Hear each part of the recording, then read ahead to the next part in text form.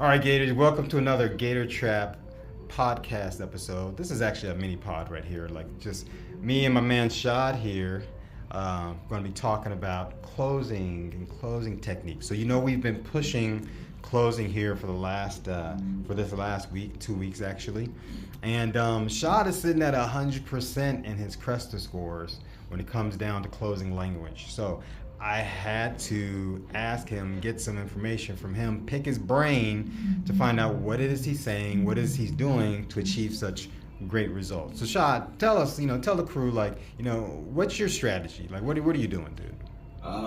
My strategy has been just mainly paying attention to the customer more and making sure that I'm anytime they give me a sign, I'm asking.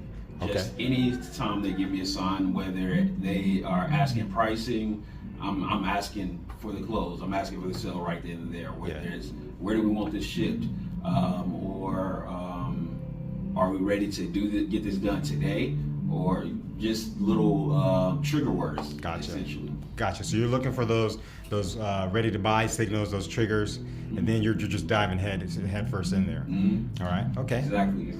I feel like sometimes we get a little antsy or a little hesitant to just ask for it. Like, sometimes, and we think we have to do some super special type of fancy closing. What do you find in your experience? Really, the easiest way is just, for me, it's been just asking, where do you want to ship? Like, it doesn't have to be fancy. Just, do you want to buy this today? Right. is good enough. Yeah. A lot of people prefer to be straightforward. They rather you ask them straightforward than to beat around the bush. Right.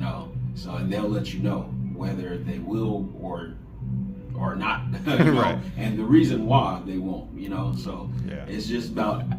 It goes back to qualifying. Right. You should know your customer enough to know when is the right time to ask for that close. Okay, awesome. So you're qualifying, you're building rapport, and you're just asking the question, hey, well, let's get this out the door to you. Where are we sending this? And so guys, it doesn't have to be fancy, and you don't want to be afraid to ask the question. Just get in there and ask the question, right?